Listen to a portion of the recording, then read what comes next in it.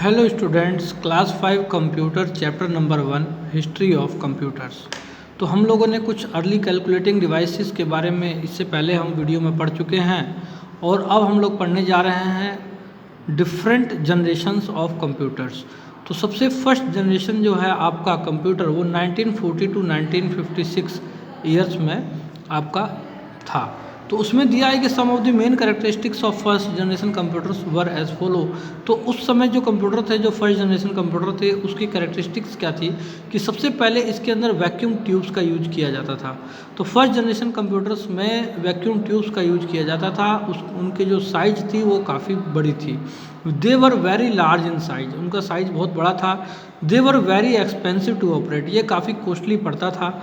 They had small internal memory, और इसके अंदर जो मेमोरी साइज है वो काफ़ी कम थी। मेमोरी स्मॉल है, उसके अंदर जो कैपेसिटी है मेमोरी की वो काफ़ी कम थी।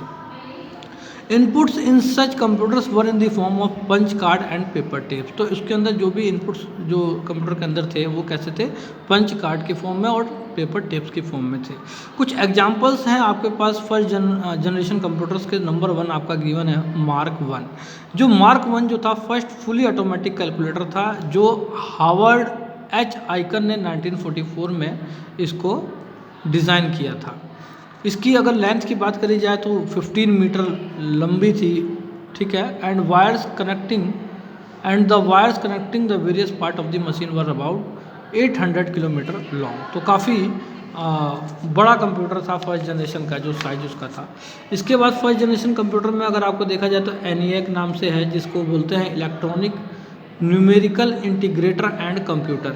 इसको जो है इसको डेवलप किया है जॉन प्रेस्पर एकर्ट ने एंड जॉन विलियम मॉगली ने इन 1946 में।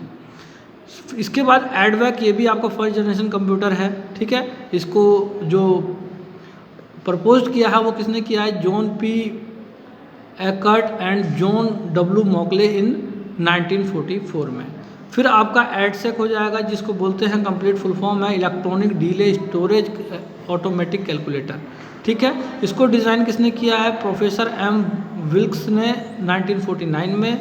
और आपका यूनिवैक 1 जो है यूनिवर्सल ऑटोमेटिक कंप्यूटर बोलते हैं इसको हम, यूनिवैक 1 को। और इसको जो डेवलप किया है John P Eckert and John W Mauchly in 1951 में। इसके बाद अब हम लोग चलते हैं सेकंड जनरेशन कंप्यूटर्स पर। तो सेकंड जनरेशन कंप्यूटर का जो टाइम पीरियड था वो 1956 टू 1963 तक था। और इसके जो कैरेक्टरिस्टिक्स हैं सेकंड जनरेशन कंप्यूटर की वो क्या है कि इसके अंदर वैक्यूम ट्यूब्स पहले फर्स्ट जनरेशन में यूज होते थे, तो सेकंड जनरेशन में ट्रांजिस्टर्स का यूज होने लगा। इसके अंदर ट्रांजिस्टर्स का यूज होने लगा। They were smaller and faster as compare to first generation computer. तो ये जो सेकंड जनरेशन के कंप्यूटर थे उनका साइज भी कम हो गया था और उनकी स्पीड भी ज़्यादा हो गई थी as compare to first generation computer के। दे वर चीपर, मतलब कि ये थोड़े सस्ते थे, एंड मोर एफिशिएंट थे, ज़्यादा टिकाऊ थे, ज़्यादा समय तक चलते थे फर्स्ट जनरेशन कंप्यूटर से। They relied on punch card for input, तो ये भी आपका पंच कार्ड से ही जो है इनपुट दिया जाता था। और इनके जो कुछ एग्जांपल्स हैं सेकंड जनरेशन कंप्यूटर के वो हैं आपके यूनिवैक 3, IBM 704, IBM 1401, ये इनके नाम है एक्सेट्रास। तो नेक्स्ट हम देखते हैं थर्ड जनरेशन कंप्यूटर पे। थर्ड जनरेशन कंप्यूटर आपका सेकंड जनरेशन कंप्यूटर में ट्रांजिस्टर्स का यूज होता था, जबकि थर्ड जनरेशन कंप्यूटर्स के अंदर इंटीग्रेटेड सर्किट का यूज होता है, जिसको हम IC बोलते हैं, जिसको पॉपुलरली हम लोग चिप के नाम से बोलते हैं। जो चिप यूज होता है उसको हम क्या बोलते हैं, इंटीग्रेटेड सर्किट।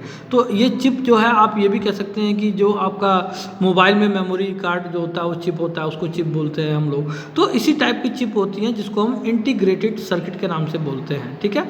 तो इससे ये थर्ड जनरेशन में IC का यूज होता है, ठीक है, यूज होता था, जो 1964 से 1971 तक के कंप्यूटर में यूज होता था, किसका, इंटीग्रेटेड सर्किट का। They were faster and more efficient than second generation computer. ये जो थर्ड जनरेशन के कंप्यूटर थे वो काफ़ी फास्टर थे और ज़्यादा टिकाऊ थे, किससे, सेकंड जनरेशन कंप्यूटर से।